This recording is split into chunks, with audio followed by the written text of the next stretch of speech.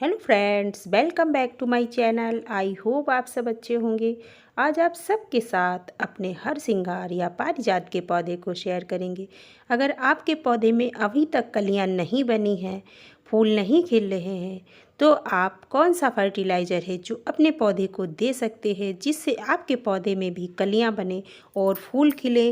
तो आइए वीडियो को शुरू करते हैं। जो लोग चैनल पे पहली बार आए हैं, प्लीज़ चैनल को सब्सक्राइब कीजिए, बेल आइकन प्रेस कीजिए, जिससे हमारे सभी वीडियोस की नोटिफिकेशन आप तक पहुंचती रहें। तो आइए वीडियो को शुरू करते हैं। देखिए पौधे में कितनी ढेर सारी कलियां बनी हैं। सभी ब्रांचों पर कलियां बन करके आ गई हैं, लेकिन इसके लिए हमें अपने पौधे की काफ़ी पहले से तैयारी करनी होती है, क्योंकि ज़्यादा फूल तभी आपके पौधे में आता है जब पौधा घना होता है, ज़्यादा ब्रांचें होती हैं और उसको आप अच्छे से खाद देते हैं।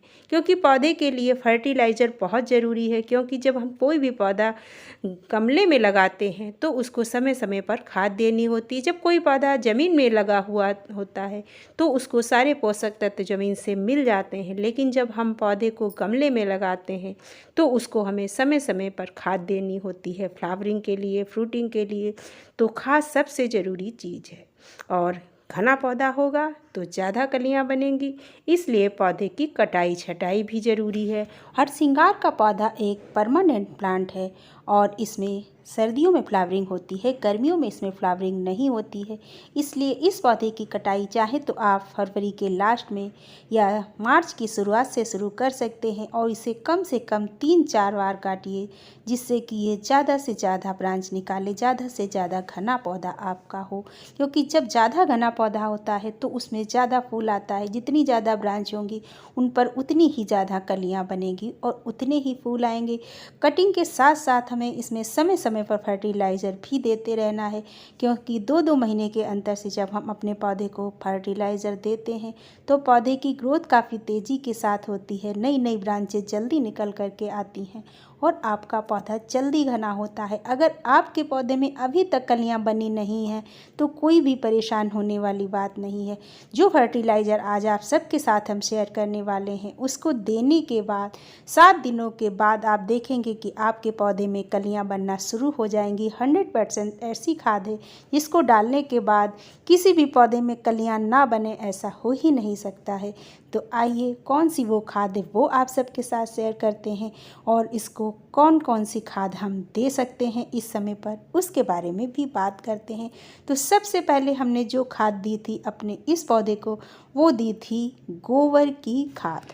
गोबर की खाद एक ऐसी खाद होती है जिसमें पौधे के लिए जो भी आवश्यक पोषक तत्व हैं वो सभी होते हैं, जैसे कि नाइट्रोजन, पोटेशियम, फास्फोरस, कार्बन वगैरह सारे पोषक तत्व आपके गोबर की खाद में पाए जाते हैं। लेकिन एक चीज़ का ध्यान रखना है कि जो गोबर की खाद है वो आपकी अच्छी तरीके से 1 साल 2 साल पुरानी होनी चाहिए, तभी वो ज़्यादा आपके पौधे को फ़ायदा करती है। वरना अगर आपके पास गोबर की खाद नहीं है तो उसकी जगह पर आप वर्मी कंपोस्ट का भी इस्तेमाल कर सकते हैं आपके पौधे में।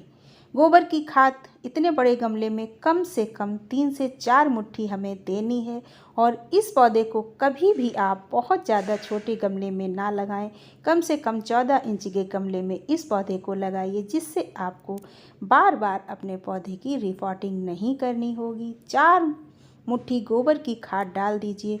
गोबर की खाद डालने के साथ ही साथ हमें इसमें हल्दी पाउडर या फंगिसाइड पाउडर जो भी आपके पास उपलब्ध हो वो इसमें ज़रूर डाल दीजिए, जिससे कि इसमें चींटी वगैरह नहीं लगती हैं और फंगस वगैरह भी नहीं लगता है। तो ये बहुत ज़रूरी होता है।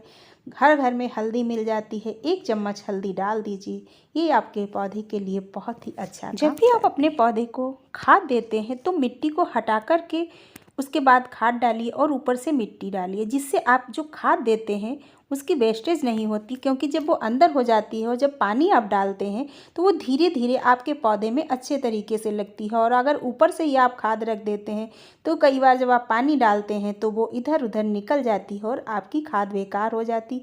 इसलिए मिट्टी हटा कर के ही आप खाद दीजिए। ये खाद देने का सबसे अच्छा तरीका है। गोबर की खाद देने के बाद हमने महीने भर बाद दूसरी खाद दी थी।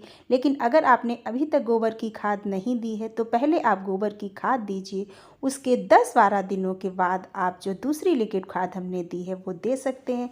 और अगर आप गोबर की खाद दे चुके हैं फिर भी आपके पौधे में कलियां नहीं बनी है तो जो फर्टिलाइज़र हमने दूसरा लिक्विड वाला डाला है वो आप डाल करके देखिए, 7 दिनों के बाद आपके पौधे में कलियां बनना शुरू हो जाएंगी। हमने जब गोबर की खाद दी थी उसके बाद हमारे पौधे की ग्रोथ कुछ इस तरीके से हुई थी, क्योंकि हमने उसकी कटिंग भी की थी और जहाँ से हमने काटा था वहाँ से नई नई 2-2 ब्रांचें निकल करके आई थी। तो इस तरीके से आप भी अपने पौधे को खाद दे सकते हैं। दूसरा खाद जो हमारा है वो है केले के छिलके। कुछ छिलके हमारे पास सेव के थे वो भी हमने डाल लिए हैं, लेकिन अगर आपके पास नहीं है तो आप केले के छिलके लीजिए। एक गमले के लिए कम से कम 4 से 5 छिलके हमें लेने हैं केले के, और उनको हमें पानी में भिगो देना है। एक रात के लिए पानी में भिगो दीजिए और दूसरे दिन आप उसको निकाल करके अपने पौधे में डाल सकते हैं। अगर आप एक से ज़्यादा दिन भिगो देते हैं तो आपको उन केले के छिलकों का जो लिक्विड तैयार होगा उसमें सादा पानी ज़्यादा ऐड करना होगा। जब हमने अपने ये छिलके भिगोए थे उसके बाद बारिश हो गई तो हमारे छिलके एक से ज़्यादा दिन भीग गए हैं, इसलिए हम इसमें थोड़ा ज़्यादा पानी ऐड करेंगे। इन छिलकों को निकाल लीजिए और निकालने के बाद आपको इन छिलकों को फेंकना नहीं है। इन छिलकों से आप खाद तैयार कर सकते हैं, बहुत ही अच्छा खाद तैयार होता है। इन छिलकों में थोड़ी सी मिट्टी मिला करके आप किसी पॉलीथीन में भर के रख दीजिए, कुछ भी आपको करना नहीं है। छाया वाली जगह में मिट्टी भरिए और थोड़ी नीचे, और उसके बाद इसे डालिए, आपका कंपोस्ट तैयार हो जाएगा। हमने इस छिलकों को हटा दिया है, पानी निकाल लिया है और इसमें हम 2 गुना पानी ऐड करेंगे, क्योंकि हमारे छिलके एक से ज़्यादा दिन भीग गए थे। उसके बाद हमें अपने फूल वाले सभी गमलों में या सभी पौधों में हम दे सकते हैं, क्योंकि ये कलियां बनाने में हमारी मदद करता है। इसमें पोटेशियम की भरपूर मात्रा पाई जाती है और भी बहुत सारे पोषक तत्व होते हैं जो आपके पौधे को बढ़ने में, आपके पौधे की जड़ों को मजबूती देने में आपकी हेल्प करते हैं।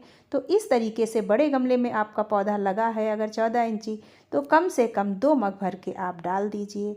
और अगर आपने पौधे को छाया वाली जगह में रखा है तो उसको धूप वाली जगह में रखिए, क्योंकि फूल वाले जितने भी पौधे हैं जब उनमें धूप लगती है तभी उनमें कलियां बन करके आती हैं। हमारी जानकारी अगर अच्छी लगी है तो प्लीज़ वीडियो को लाइक कीजिए, शेयर कीजिए।